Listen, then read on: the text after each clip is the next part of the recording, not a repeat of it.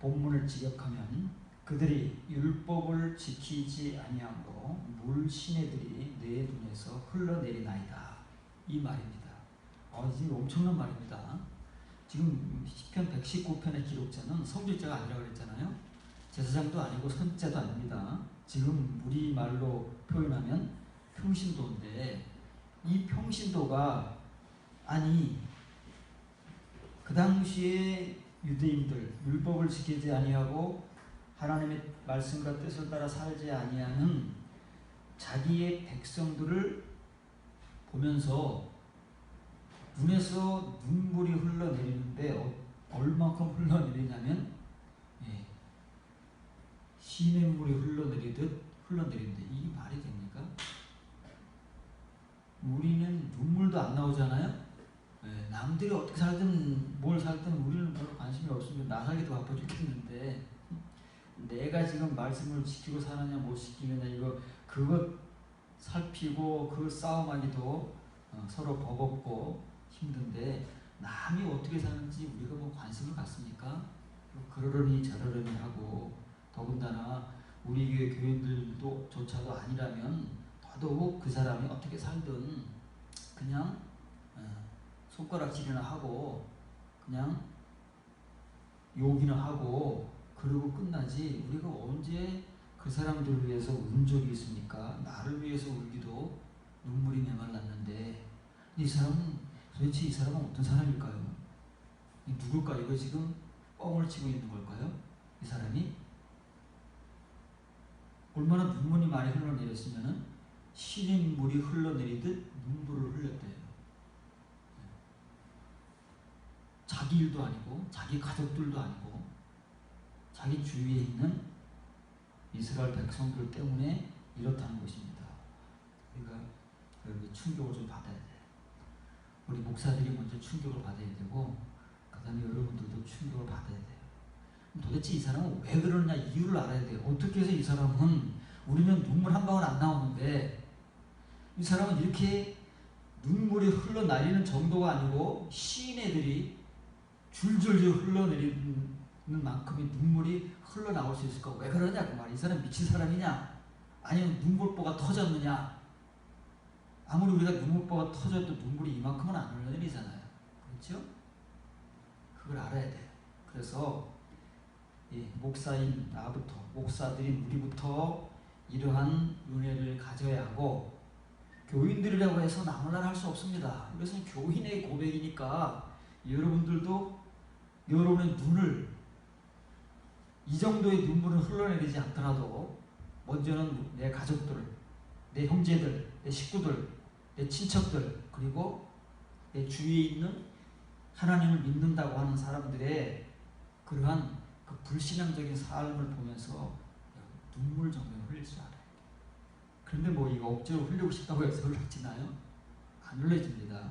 이 사람은 왜 그러는지를 이제 봐야 이 사람을 이해하고 우리가 이런 은혜자들이 될 수 있다는 거죠. 지금까지 우리가 시내라는 단어를 나할 배웠습니다. 나할, 제일 많이 나오는 나할. 그 다음에 광야에서 반석을 통해서 흘러나온 시내 노젤림 배웠습니다. 그래서 이 흐르는 시내 노젤림입니다. 그 다음에 이제 세 번째 여러분들에게 소개해줬지만 구체적으로 소개해주는 겁니다. 이 펠렉이라는 말, 펠렉이 세 번째 시내인데, 나흐 시내는 그냥 흐르는 이 시내예요. 고여있는 시내. 노젤림은 거기서 막 흘러나오는 거예요. 솟아나오는 시내를 노젤림이라고 그래요. 그럼 펠렉은 뭐냐? 지금 이 시편 119편의 기록자는 이 은혜를 받은 거예요. 펠렉 신의 은혜를 받았기 때문에 지금 눈물이 이렇게 흘러나오는 거예요. 요즘같이 이 메마른 시대에 참 살기 바쁘고 나 돌아보기도 힘든 이 현실 때문에 다른 사람에 대한 동정이나 이런 애정이나 눈물은 우리 생각 못하잖아요. 눈에서 이 물 시내들이란 말이에요. 복수예요. 시내도 아니고 시내들이 흘러내릴 정도면은 한번 받아봤으면 좋겠어요. 눈물을 얼마나 흘러내릴지. 물 시내들이랍니다. 이 펠렉이라는 시내는 팔락이라는 동사에서 온 겁니다. 팔락은 쪼개는 거예요. 쪼개는 거예요. 나누는 겁니다. 이건 무슨 말이냐면 뒤에 나오겠지만 이 시내는 자꾸만 나눠져서 흐르는 거예요. 원래는 한 덩어리였는데 큰 강으로 이루어진 물인데 시내는 강과 만납니다. 그래서 강은 시내들이 모여서 되는 거예요. 뒤에 나옵니다. 왜? 우리는 그걸 알면서도 성경에 그런 말이 나오는데 한글은 절대 우리에게 그런 말을 소개해 주지를 않습니다. 그래서 이 팔락이라는 펠렉이라는 시내는 이렇게 쪼개지고 나뉘어서 막 흘러가는 겁니다. 이 의미가 이제 뒤에 나올 것입니다. 예레미야 애가 3장 48절부터 5절로 내 딸 내 백성의 파멸로 말미암아 내 눈에는 눈물이 시내처럼 흐르도다. 내 눈에 흐르는 눈물이 그치지 아니하고 쉬지 아니하며 여호와께서 하늘에서 살피시고 돌아오실 때까지니라. 예레미야도 이랬습니다. 유다가 멸망하던 그 시대에 예레미야도 이랬다는 거. 그런데 시편 119편 이 성도의 시대는 이런 시대는 아니었어요. 이스라엘이 멸망하거나 유다가 멸망하는 그런 시대는 아니었는데 예레미야가 고백했던 것처럼 수십 년 전 혹은 수백 년 전에 이런 고백을 먼저 했어요. 예레미야보다. 선지자도 이런 고백을 합니다. 우리 목사들이 여기서 충격을 받아야 됩니다. 우리는 정말 이렇게 믿음으로 살지 못하는 율법을 지키지 아니하는 하나님의 백성들을 보면서 우리는 눈물을 얼마큼 흘려봤는가. 그 눈물을 흘리면서 이렇게 얼마큼 기도를 해봤는가. 우리 교인들을 위해서도 잘하는데, 그렇죠? 우리 교인들이 몇 명 안 되면이야 그럴 수 있겠지만 100명 넘어가고 막 1000명, 10,000명이 넘어가면 누가 누군지는 모르는데 무슨 어떻게 알겠습니까? 이미 그때는 목자가 아닌 거예요. 그래서 성경에는 사꾼이라는 말이 나옵니다. 사꾼, 우리가 사꾼이지 절대 목자가 아닙니다. 목자는 그럴 수가 없어요. 이런 사람들이 목자인 거예요. 우리는 다 목자가 아니에요. 사꾼이지요. 다 하나님 앞에 깨어지고 정말 이런 은혜를 가지고 이제 하나님의 백성들을 보면서 눈물을 흘릴 수 있는 그런 은혜가 우리에게 와야 됩니다. 여러분들은 먼저 여러분들의 가족들을 위해서부터 눈물을 흘릴 수 있는, 지금은 뭐 남들 생각할 여유가 없잖아요. 욥기 29장 4절 6절입니다. 내가 온기 왕성하던 날과 같이 지내기를 원하노라. 그때에는 하나님이 내 잔막에 기름을 발라주셨도다. 그때에는 전능자가 아직도 나와 함께 계셨으며 나의 젊은이들이 나를 둘러 있었으며 내 저주로 내 발자취를 쓰시며 바위가 나를 위하여 기름 시내를 쏟아냈도다. 다른 글자를 지적합니다. 원기 왕성하던 날. 파란 글자가 없죠. 앞부분입니다. 주석도다까지가 파란 글자입니다. 전성기 시절이라는 원기가 왕성한 전성기. 우리 각자는 다 개인적 전성기가 있습니다. 우리 인생에서. 그래도 우리가 제일 잘 나갔던 때가 있잖아요. 뭐 남들같이 화려하고 유명하지는 않았지만 그래도 나름대로 우리 각자의 인생 중에서 내가 제일 잘 나가던 그 시절과 때가 있었어요. 그걸 우리는 전성기라고 하는 거예요. 여러분들에게 있었지요? 돌아보면 있습니다. 누구에게나 다 있어요. 잠깐이든 혹은 좀 길게든 다 있습니다. 욥에게도 전성기 시절이 있었어요.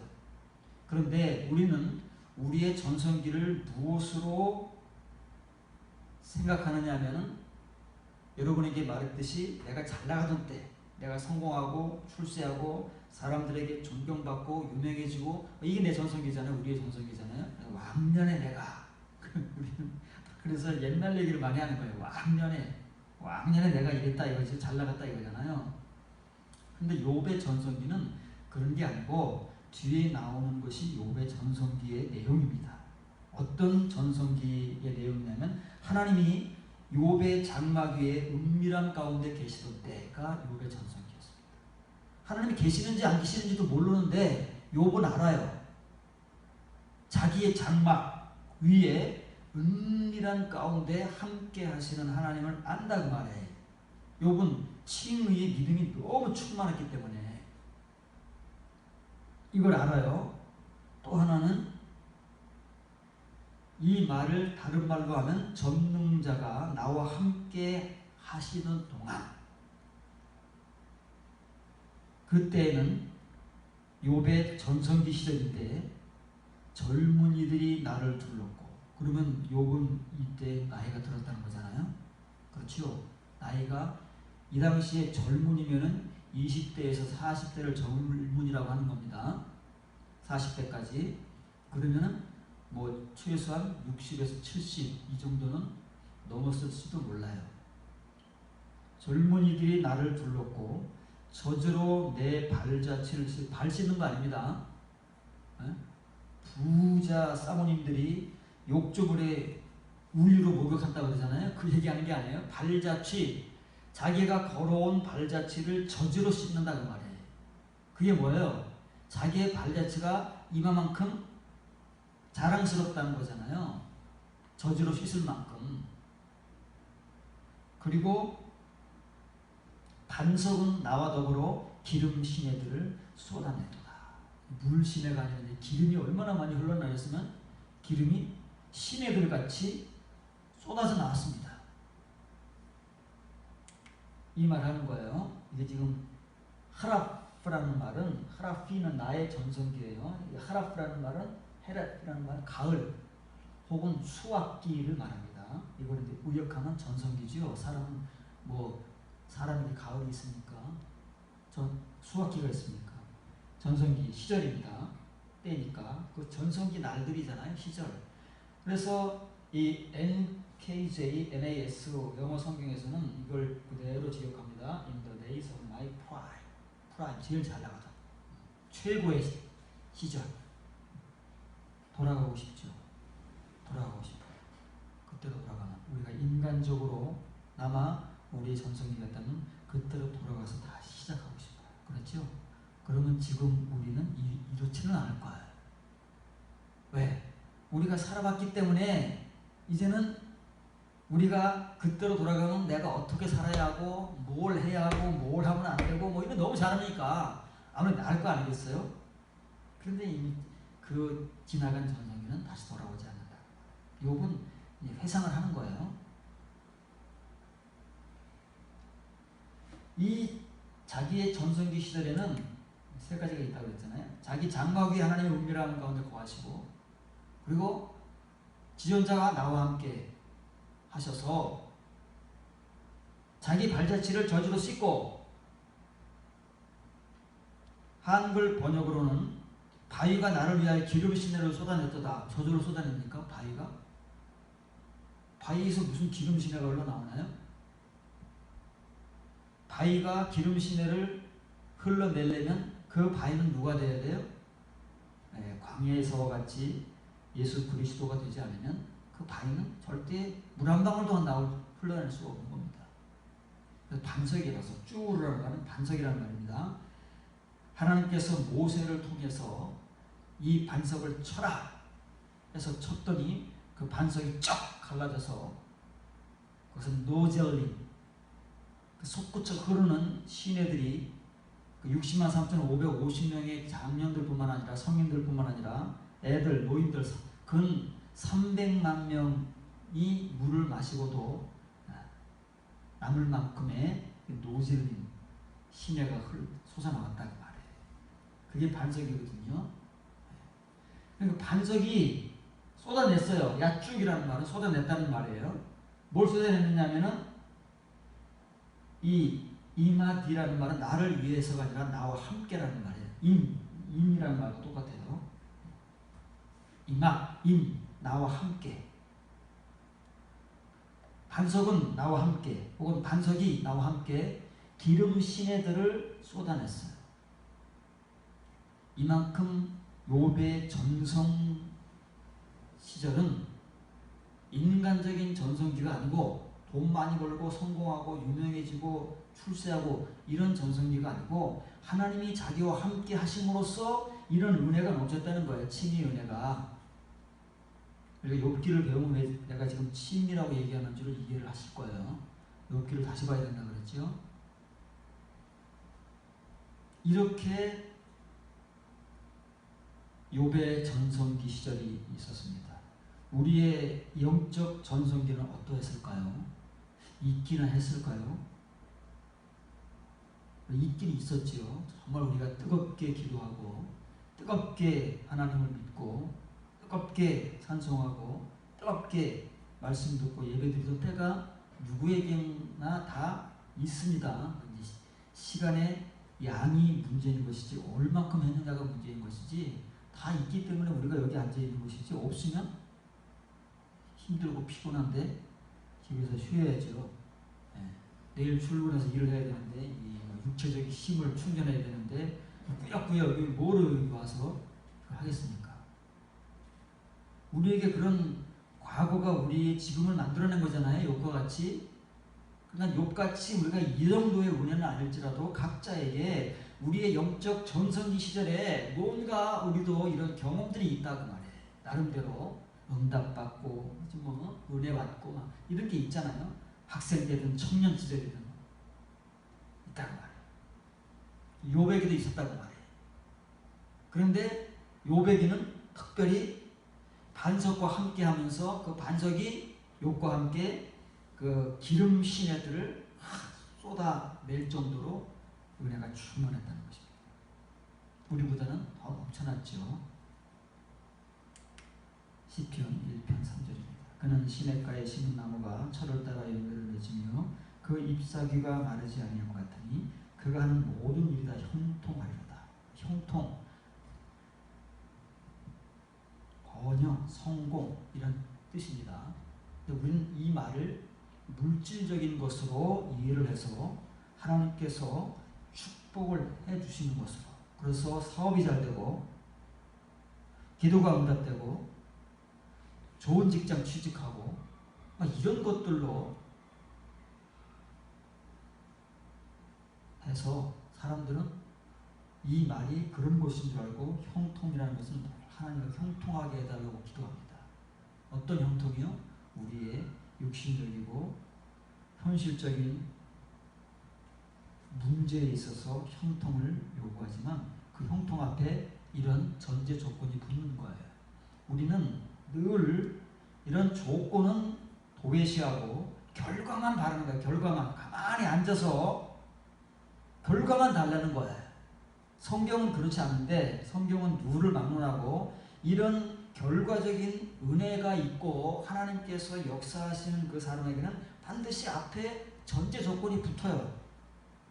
그런데 우리는 어때요? 우리는 앞에 것은 그냥 도외시하거나 외면하고 결과만 달라는 거야. 결과만.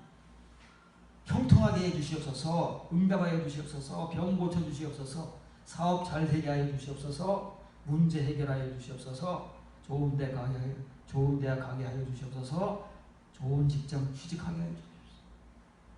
이런 결과만 달래는 거예요. 그런데 시편 1편은 다윗이잖아요. 다윗이라는 사람입니다. 거듭난 이후의 시입니다. 시간의 흐름상이 아니라고 그랬죠. 시편은. 시편 1편 1절 2절의 내용이 나오는 거예요. 그 사람. 그 사람은 시냇가에 심은 나무라. 나무가 철을 따라 열매를 맺으며 그 잎사귀가 마르지 않는 같으니 그가 모든 일에 형통하려다. 직역합니다. 그는 시편 1편 1절 2절에 기록되고 있는 악인의 길을 쫓지 아니하고 교만한 자의 자리에 앉지 아니하고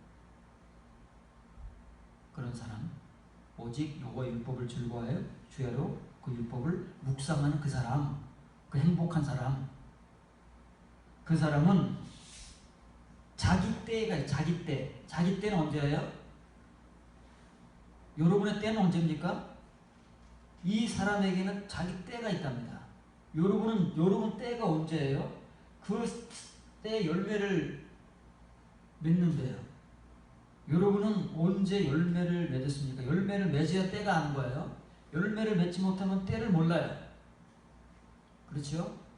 우리가 과일이 꽃이 피고 열매를 맺으면 그 때를 아는 거예요. 그건 계속 반복되었기 때문에 이제 우리가 언제 꽃이 피고 언제 열매가 맺힌다는 것을 다 알아요. 그것은 과일의 때고 곡식의 때고 채소의 때고 그러는 거예요. 사람은요. 사람에게는 그 때가 언제일까요? 언제 열매를 맺을까요? 절기의 때라는 거예요. 절기 때. 액트라는 것은 하나님의 때, 그 사람의 절기의 때입니다. 시편 1편은 거듭난 다윗의 고백이기 때문에 이제 네 절기, 칭의의 절기를 거쳐서 이제 나머지 세 절기를 넘어가는 거예요. 이 때를 말하는 겁니다. 이 절기의 때에 맺어야 될 열매를 맺는 것입니다. 나팔절에는 나팔절의 열매가 있고 대속죄일에는 대속죄일의 열매가 있고 초막절에는 초막절의 열매가 있어요. 그때마다 하나님께서 하나님의 성도들에게 맺게 하시는 열매가 있다고 말해요. 그래서 시편 1편의 기록자인 다윗과 같이 그런 은혜의 삶을 살아가는 사람에게는 반드시 그 사람이 겪는 때가 있고 그 절기의 때가 있고 그 절기의 때마다 열매를 맺어요. 칭의의 열매든 거듭남의 열매든 맺는단 말이에요. 근데 이 때는 거듭남의 때예요. 나팔절부터의 때다 말이에요. 열매를 맺는데 왜 열매를 맺느냐면 그 잎사귀가 마르지 아니하는 물 시내들가에 심겨진 나무 같기 때문에 그래요. 이제 이 사람 앞으로 열매를 맺을 거예요. 제때에. 미련이잖아요. 왜 열매를 맺을 것이냐면 그 사람은 잎사귀가 마르지 아니하고, 왜 잎사귀가 마르지 않아요? 물가에 심겼어요. 잎사귀가 마를 수 없는, 마르지 아니하는 물 시내들가에 심겨진 나무 같기 때문에 이 사람에게는 자기 때의 열매가 맺혀요. 나무는 당연히 열매 맺게 돼 있잖아요. 더군다나 이 물이 이렇게 공급을 잘해주고 시냇가에 심겨진 나무가 철 따라 열매를 안 맺겠습니까? 잎사귀가 마르겠습니까? 잎사귀가 늘 푸릇푸릇하고 막 윤기가 나겠습니까? 그렇잖아요. 그 얘기하는 거예요. 이렇기 때문에 그가 하는 일에 다 성공적일 것이다. 이 사람이 무슨 일을 할까요? 사업을 할까요? 직장을 취직할까요? 대학을 갈까요? 뭘 할까요? 이 사람이 하는 일은 2절에서 말하는 여호와 율법을 즐거워하여 주야로 그 율법을 묵상하는 하나님의 일을 하는 거예요. 영적인 일을 한다는 말이에요. 영적인 일을 하게 되면 다 그 때마다 열매를 맺게 된다는 말이 형통한다는 말이에요. 물질적인 뜻이 아닙니다. 하나님은 절대 이것을 물질적인 것을 주지 않아요. 망해요, 그 사람은. 성경의 이런 고백자들은 딱 이런 의미를 가지고 고백을 하는데, 육신적이고 세속적인 우리들은 우리 눈에 보이는 것은 다 육신적이고 우리가 바라는 탐욕이다는 말이에요. 그리고 그런 것들을 다 물질적인 것으로 치환을 시켜버리는 거예요. 바꿔서 그걸 하나님의 축복이라고 막 거짓말을 하고 미혹을 하고 사기를 쳐서 신자들을 죽이는 겁니다. 죽는지도 모르고 죽고 있는 거예요.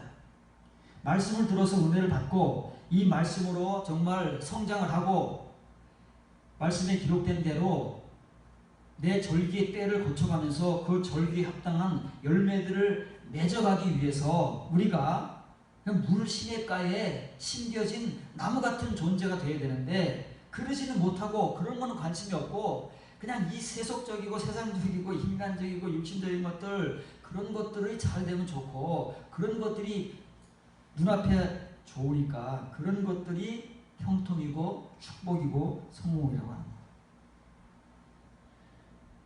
이제 우리 시대의 종말이라고 그랬잖아요. 지금 우리 시대의 종말입니다. 종말의 시대를 살고 있는데, 요즘에 이제 사람들이 천국 얘기도 별로 이제 매력이 없잖아요.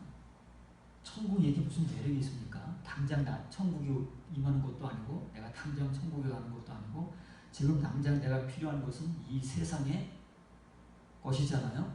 당장 내일 해결해야 될 돈이 있고 문제가 있고 막 이렇게 얽혀 사는데 무슨 천국이냐. 그래서 이제 요새 사람들이 어떤 말을 하냐면은 죽어서 가는 천국이 무슨 소용이 있느냐. 무슨 의미가 있느냐. 살아서 천국을 가야지. 살아서 천국을 맛보고 살아있을 때 천국이 천국인 것이지 죽은 다음에 천국은 그게 무슨 천국이냐. 이런 이제 오금 아닌 복음, 미혹의 말들이 살살살살 마귀의 혀를 통해서 우리의 길을 간절히 펴겠어. 그렇잖아요. 요즘 시대 신자들 가운데 내세의 천국에 대해서 그게 간절하고 그걸 위해서 정말 씨름하고 싸움하는 사람들이 얼마나 되겠습니까?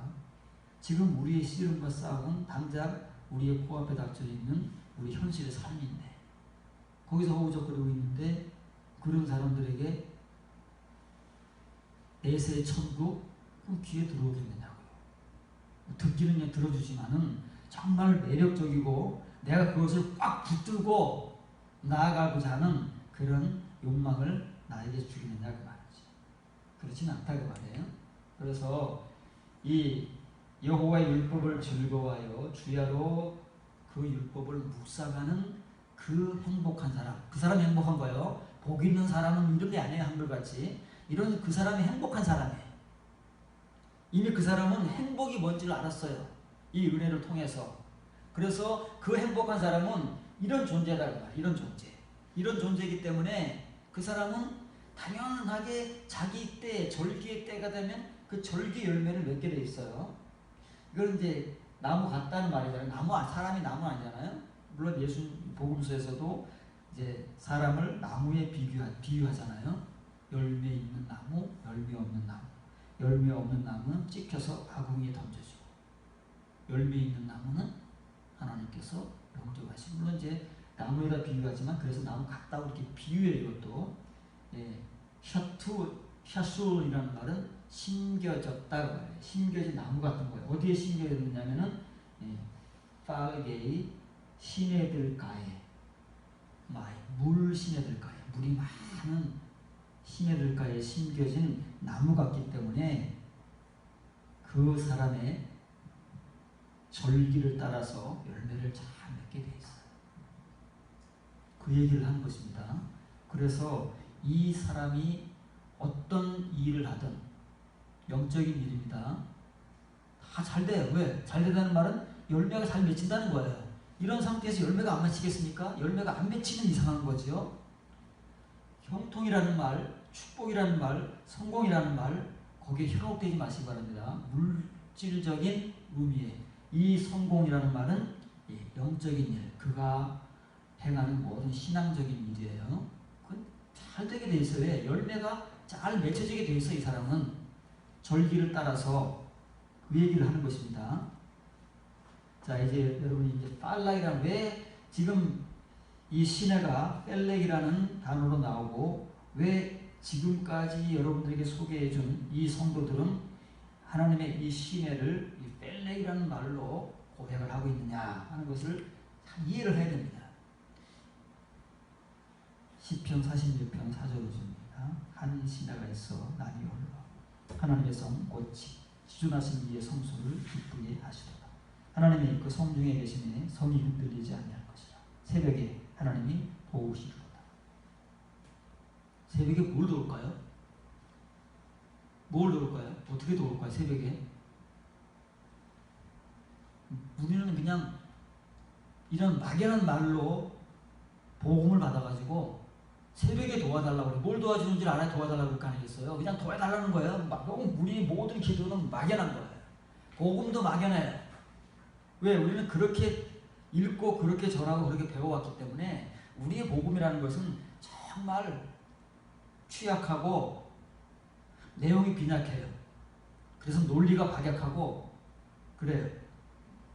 본문을 지적합니다. 잘 보세요. 여기 한 시내가 있다고 그랬어요. 시내 하나가 나눠지면 뭐가 돼요? 시내가 나눠지면 뭐가요? 강은 뭐가 모였었다고요? 시내가 모여서 되는 거예요. 그러면 강이 나눠지면 시내가 되는데 시내가 나눠지면 뭐가 될까요? 옹달샘? 구렁? 또랑물? 벌써 말 자체가 안 되는 거예요. 이 말 자체가 아니에요. 이 말이 아닌데 우리는 지금까지도 이게 무슨 뜻인지도 모르고 그냥 이거를 읽으면서 전에서 무슨 은혜를 받았을 거예요. 이건 뭐냐면 강이라는 말이에요. 강. 성경이 얼마나 논리적이고 성경의 복음을 증거하는 사람들은 성령의 감동을 통해서 기록하기 때문에 이렇게 우리같이 막 내키는 대로 말도 안 되는 말을 하고 있는 게 아니다는 말이에요. 강은 다시 말하면 그것의 시내들이에요. 강은 시내들이 모여서 하는 거라고 그랬죠. 강을 나누면 강을 쪼개면 시내들이 되는 거예요. 몇 개의 시내인지 모르지만 강의 크기에 따라서 그 시내의 수가 결정될 겁니다. 그래서 강, 곧 그것의 시내, 나할이라는 말은 강입니다. 강. 접수사가 없잖아요. 이 강을 다른 말로 말하면 펠라가입이에요. 시내들이지요. 빨간 글자 나오는 그것 앞에 나온 나할, 나할의 강의 시내들이에요. 강, 곧 강의 시내들이 하나님의 성, 곧 지존자의 장막들인 성소들을 기쁘게 하도다. 성소입니다. 지존자의 장막들인 성소들 아닙니다. 틀렸어요. 성소를 기쁘게 하다. 이틀을 빼야 됩니다. 여기다가 뺐는데 이거 지금 맞네. 왜 그런지 우리 알아야 돼요. 그냥 막 쓴 게 아닙니다. 여러분 히브리를 보면은 예쌈호 기뻐하다 사마크의 기쁨이잖아요. 뭐가 기뻐해요? 기쁘게 해. 뭐가 기쁘게 해요? 시내들이 강이 나뉘어져 흘러가는 그 시내들이 기쁘게 할게요. 뭘 기뻐해요? 케도시 성소를 기쁘게 할게요. 성소. 케도시는 성소잖아요. 미크라시 성소예요. 전제로 성소. 근데 그 성소를 다른 말로 하면은 미시네이 엘리온은 지존자입니다. 지존하시니 지존자의 미슈칸이 뭐예요? 미슈칸이 성막이잖아요. 성막. 그렇죠? 복수형입니다. 이거를 복수가 될 때는 장막이 되는 거예요. 여러분이 한번 소개해 준 적이 있습니다. 발락이 욕을 받아가지고 하나님께서 하지 말아라 해서 이제 발락에게 가서 그 광야에 펼쳐져 있는 이스라엘 백성들의 텐트들을 보니까 그 야곱의 장막들이 얼마나 아름다운지 그러잖아요. 그 미시켄님이 그 장막들입니다. 그 성소는 뭐냐면 하나님께서 왜 모세에게 그 성막을 주셔서 성막을 만들라 그러셨냐면 그 성막은 텐트잖아요. 텐트로 만드는 겁니다. 휘장으로. 텐트로 만드는데 그게 뭐냐면 이스라엘 백성들의 집이에요. 오늘 우리 예배당 건물이잖아요. 이거는 뭘 상징하냐? 우리 집을 상징하는 집. 교회는 우리 집이에요. 성막은 그 당시 이스라엘 백성들이 광야의 그 텐트다. 똑같은 거예요.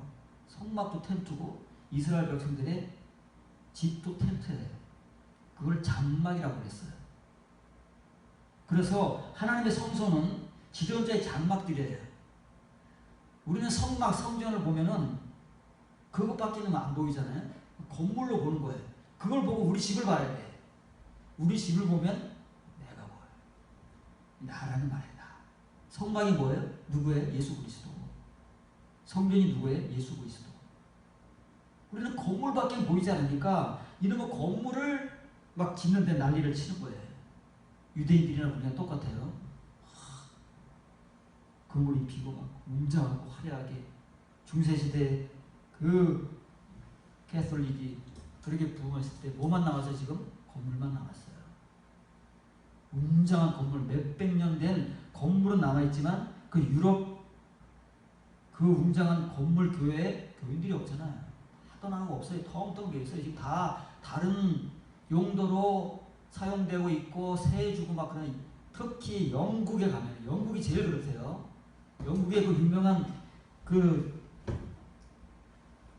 천주교 교회들이 많아요. 유럽, 독일, 유럽에도 많잖아요. 그런데 거기에 지금 교인들이 없고 맨 할머니, 할아버지들만 몇 명 나와. 그러니까 그게 이제 쓸모가 없으니까 이제 다른 사람에게 세를 주고 이제 막 파는데 호프집도 되고 막 그런데. 왜? 남은 게 그거밖에 없어요. 우리는 예나 지금이나 하나님의 성전, 하나님의 교회를 건물로 인식을 해가지고 이거 웅장하게 짓고 이거 뭐 남겨서, 물론 이제 그것이 뭐 건축물로서의 가치는 있을 거예요. 그러나 하나님 앞에 가치가 있냐 그 말이에요. 하나님께서 원하시는 건 그게 아니에요. 하나님께서 왜 성막을 지어라, 성전을 지어라 하셨느냐면은 그 성막은 너희 집이다. 너희 집은 바로 너희들이다 그 말이에요. 우리가 그걸 봐야 돼요.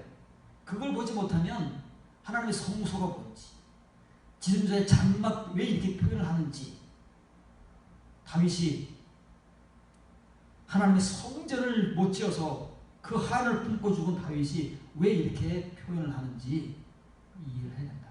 이해를 못하기 때문에 우리가 건물에 매몰돼서 건물 때문에 우리가 같이 죽는 거예요. 우리 한국교회가 얼마나 갈까요? 얼마 안 남았대요. 우리도. 저 유럽골 나기가 얼마 안 남았답니다. 나중에 뭐만 남을까요? 교인들이 없어지면 건물만 남는 거예요. 예를 들어서 농교회, 소망교회, 사랑의 교회, 3,000원짜리 그 건물만, 거기 사람이 교인들이 없으면 뭐가 무슨 의미가 있어요? 그 건물이. 그 교회입니까 그때도? 그런 거예요.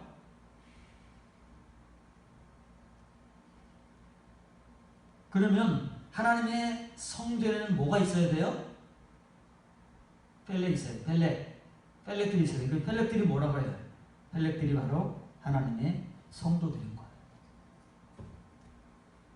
하나님의 성도들인 거예요. 펠렉은 간이 쪼개지고 나뉘어져서 성소를 흘러가는 거잖아요. 성소로 흐르기 때문에, 성소 곳곳으로 흐르기 때문에 하나님의 성, 곧 지존자의 장막들인 성소를 기쁘게 하도다. 그럼 기뻐요. 그러면 하나님의 성소가 기쁘다는 것은 일차적으로는 하나님이 기쁘신 거죠. 그럼 성소가 뭐라고요? 우리 집이고 내 자신이에요. 그러면 우리 집이 기쁜 것이고 내가 기쁜 거예요. 똑같은 말이에요. 펠렉의 은혜를 경험하고 펠렉의 은혜자가 되면 하나님을 기쁘시게 하고 하나님의 성전인 교회와 우리 집과 나를 기쁘게 하는 거예요. 그러면 이 펠렉은 바로 우리 각각의 사람들이에요. 이 하나님의 은혜는, 펠렉의 은혜는 자꾸 받아서 나눠줘야 돼. 내가 여러분들에게 나눠줘야 되고 여러분들이 받으면 누군가에게 나눠줘야 되는 거예요. 자꾸 나눠 흘러야 돼요. 나 혼자만 가지고 나만 이렇게 은혜 많이 받았어 하고 남에게 전해주지는 않고 그것을 자랑거리로 가지고 있으면 그건 정말 무지하고 영적으로 어린 사람이다. 내가 많이 기도하는 것 같아요. 우리 교회에서는 전통적으로 그러잖아요. 하도 권사님 기도를 너무 많이 하죠. 신령해. 그래서 뭐 어쨌다고요? 그래서 어쨌다고요? 지금 내가 받은 은혜를 누군가에게 나눠줘서 그 사람이 나와 함께 나도 누군가로부터 물려받은 그 펠렉의 은혜를 가지고 자꾸 쪼개져야 된다는 말이에요. 나눠져서 우리 교회 안에 나와 같은 은혜자들이 많아져야 하나님이 기뻐하시는 것이고, 하나님이 기뻐하시는가 동시에 여러분의 우리 각각의 가정들이 기뻐하는 것이고, 각각의 가정들이 기뻐한다는 것은 내가 기뻐한다는 거잖아요. 그게 펠렉의 은혜예요. 그래서 이런 사람들만이 하나님의 백성들이 율법을 지키지 아니하고 살고 하나님 앞에 멸망 앞에 총각을 다툴 때 그 눈에서 물신 애들이 이 펠렉들이 흘러나오는 것이지 아무나 이런 고백을 할 수 있는 게 아니에요. 아무나 이런 표현할 수 있는 게 아니에요. 언제 우리가 이런 표현을 해봤어요? 표현은커녕 해본 적도 없단 말이에요. 이런 고백과 은혜와 삶은 이게 펠렉의 은혜가 무엇이고 왜 이 펠렉들이 하나님의 성소 지존자의 장막들을 기쁘게 하는지, 하나님을 기쁘시게 하면 우리가 기쁜 거예요. 하나님을 우리가 기쁘시게 해야 되는데 우리가 슬플 일이 어디 있겠어요? 우리 가족들이 기쁜 거예요. 우리 가정이, 우리 집이 기쁜 거예요. 우리 집이 교회니까. 믿는 사람들의 집이 교회예요. 그럼 내가 기쁘지요. 그 얘기를 한다 그 말이에요. 우리는 여기서 맨 추상적인 얘기들을 막 할지 모르지만 다윗이 하고자 하는 얘기는 이 펠렉이라는 시년을 통해서 왜 이 하나님의 성전에 물이 막, 아니 교회 성전에 물을 넣어가지고 뭐가 좋아요? 다 썩고 냄새나고 그러는 거죠. 근데 이것은 그냥 물이 아니다. 하나님의 신에 하나님의 말씀은 자꾸 쪼개지고 말씀은 자꾸 받아서 나눠지고 전해지고 해서 이렇게 곳곳으로 흐르고 우리가 곳곳에 앉아 있잖아요. 곳곳에 흐르는 거예요. 하나님이 그 성 한가운데 계시니, 이 성은 예루살렘 성입니다. 시온 성이 되고요. 그 성 한가운데 계시되 그 성이 흔들리지 아니할 것이다. 하나님이 그 중심에 계시는데 그 성이 흔들리겠습니까? 절대 꿈쩍도 안 하죠. 요새가 되어버리는 거예요. 이것은요. 뒤에 말을 잘 보시기 바랍니다. 뒤에 말을 잘, 여러분이 한번 숙독을 한번 해보세요. 이건 무슨 말인가? 내가 지급을 해놨는데 이 말을 읽으면서 여러분들이 곱씹어서 여기서 무언가를 뱉어낼 수 있어야 돼요. 여러분이 머리를 거쳐서, 마인드를 거쳐서, 하트를 통해서 여러분이 입으로 뭔가 뱉어줘야 여러분들이 이 말씀을 받을 수가 있는 거예요. 하나님이 아침, 새벽의 얼굴, 표면들을 위하여 도우시리로다. 새벽에 그냥 도우시는 게 아니에요. 뭘 도우시느냐? 뭘 위해서 도우시느냐? 내용이 있어야 되잖아요. 그래야 우리가 그 분명한 내용을 가지고 추구하고 앙망하고 뭐 기도할 거면 기도하고 하지, 새벽에 도우시죠. 막연하게 뭘 도우시는지도 몰라. 왜 도우시는지도 몰라.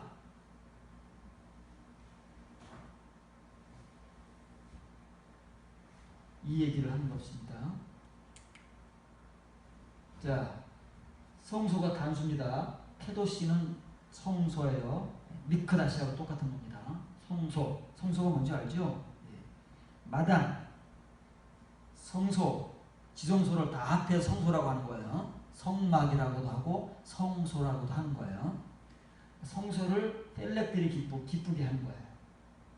하나님의, 이건 이제 다윗이 고백하기 때문에 성소라고 고백하는 것이지, 만약에 솔로몬 이후에 성도가 고백했으면 성전이라고 했을 거예요. 성전. 다윗은 성막시대 성도이기 때문에 성소라는 표현을 하지만 후세대 사람들은 성전 이후의 성도들은 성전이라고 표시할 거다고 말이에요. 이것을 이제 성전시대 표현을 하면은 그 펠렉들이 성전을 기쁘게 하도다. 그런데 그 성전은 뭐냐면 지존자의 장막들이다. 이거는 이제 복수형이잖아요. 예? 미슈케네 복수형이다 그 말이에요. 나의 성전이 아니에요. 이거는 미슈케네임, 이 연계형이기 때문에 이가 되는 거예요. 임이 생략돼서 연계형 배웠죠? 예? 지존자의 장막들이에요. 그러면 이 성소를 하나님의 성막이라는 표현이 있잖아요. 성막이라는 표현할 때는 단수로 하 미슈칸 관자가 꽂습니다. 그 장막이니까. 장막이 많아요. 광야 시대 장막이 얼마나 많았겠어요. 이스라엘 같은 각 가족마다 하나씩 텐트를 쳤는데 그 광야에 60만 3,550명의 사람들이 그 텐트를 몇 개를 쳤던 장막을요. 수도 없었을 거 아니에요? 최소한 10만 개는 될 거 아니겠습니까? 10만 개. 제일 적게 잡아도. 그렇잖아요? 어떤 장막인 줄 알아요. 그래서 하나님의 성막이라는 관절을 꽉 붙이는 거예요. 그 장막, 그 성막. 단수로 쓰일 때는 이게 성소와 성막이 같은 말이지만 이게 복수형으로 쓰이면 성막이나 성소를 말하는 게 아니에요. 이것은 이스라엘 백성들의 장막을 말하는 거예요. 장막. 발람이 보고 하나님께서 눈을 뜨게 해주시니까 그 띄어진 눈으로 광야에 처진 이스라엘 백성들의 그 장막들을 보니까 그 야곱의 장막들이 얼마나 아름다운가. 이걸 고백하는 거예요. 그 광야에 처진 텐트가 뭐 아름다워가지고 얼마나 아름답겠으며 다 초막이잖아요. 초막. 풀로 만들었잖아요. 다 나뭇가지 꺾다가 그 뭐 아름다워봐야 얼마나 아름답겠어요. 그래서 초막재료라고 그러는 거잖아요. 장막은 장막인데 나뭇가지 나뭇잎으로 엮어서 만들어서 그거를 풀초에 진막자를 써서 초막이라고 해요. 초막이에요. 조개에는 다. 그런데 띄어진 눈으로 보면은 그것은 하나님의 성소고 성막인 거예요. 그걸 우리가 보지 못하면 무슨 소용이 있겠어요? 성경을 읽어서 우리 각자의 집이 하나님의 성소고 성막인지 모르면 교회가 무슨 이 건물에 무슨 의미가 있겠느냐고요. 그러니까 이 건물에다 돈을 쳐바르니까 그렇게 우리가 그렇게 힘쓰고 애써서 번 그 귀한 하나님의 보물들을 이런 가치 없는 데다가 처발라서 낭비하고 소비하는 거예요. 왜? 이걸 못 보니까. 그냥 우리가 아는 것은 눈에 보이는 건물, 교회, 성막, 성전밖에 모르니까 그게 하나님의 성전이라고 이거 줘야 된다고 건축해야 된다고 하면 그냥 이 순진한 사람들이 다 거기 속아 넘어가가지고 그냥 집 있는 사람들은 전세로 옮겨가고 전세 사는 사람들은 월세로 옮겨가고 그래서 세워진 교회가 그 교회라잖아요. 동기동 목사교회 17층짜리 세계센터 선교센터 교회. 누구만 배불리는 거예요? 목사만 배불리는 거예요. 그러니까 자식들만 배불리는 거예요. 너무 돈이 많고 부동산이 많아가지고 아들이 하나밖에 없으니까 며느리에게도 건물을 6채나 넘겨줬대요. 빌라 하나에 20억 넘는데 주체를 못하는 거예요. 교인들은 목사의 말에 속아가지고 하나님의 이 건물을 짓는다, 막 세계 선교해야 됩니다, 막 이 어리석음이 언제나 끝날지, 한국교회의 이 망조가 언제나 끝날지 생각합니다.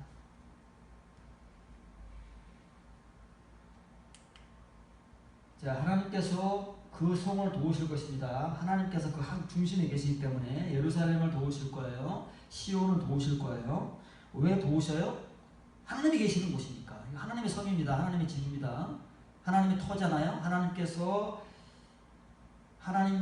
기뻐하셔서 택하신 곳이 시온이라고 그랬습니다. 예루살렘이고 예루살렘이고 시온이니까 똑같은 말이에요. 영적으로. 그리고 왜 도우시냐면 뭘 도우시냐면 이걸 도우시는 거예요. 보케이라는 말은 아침입니다. 새벽은 샤할이라고 했죠. 샤할. 아침이 아침. 아침에 이걸 도우는 거예요.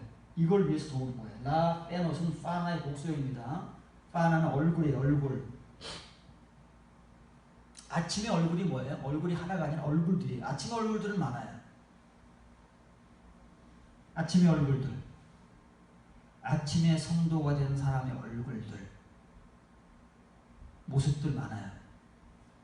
우리가 가져야 될 이 아침의 모습들, 거듭난 성도의 모습들, 우리에게서는 찾아볼 수가 없잖아요. 지금까지는 찾아볼 수가 없었어요. 왜? 뭐 전부 다 칭 위의 얼굴이었으니까. 겉도 칭이고 속도 칭이고 바깥에도 얼굴이고 속에도 얼굴이에요. 표면이에요. 이면이 없는 칭 위의 신자들은 이게 아침 자체가 없어요. 그냥 표면 얼굴밖에 없지만 하나님께서는 왜 새벽을 우리에게 요구하시고 이 새벽의 은혜, 아침의 은혜를 주시기를 원하냐면 이 아침, 새벽의 얼굴들이 다양하거든요. 그 새벽에 보일 수 있는 얼굴과 표면은 다양한 거예요. 우리가 이 새벽과 아침의 은혜를 받게 되면 우리가 보일 수 있는 그 얼굴과 모습들이 다양한 거예요. 그런데 우리에게는 하나도 아직 없잖아요. 하나를 보여주기가 어려운 우리들인데 하나님께서는 그 시온성을 도울 것이다. 시온성은 이런 성도들의 장막들의 집합체입니다.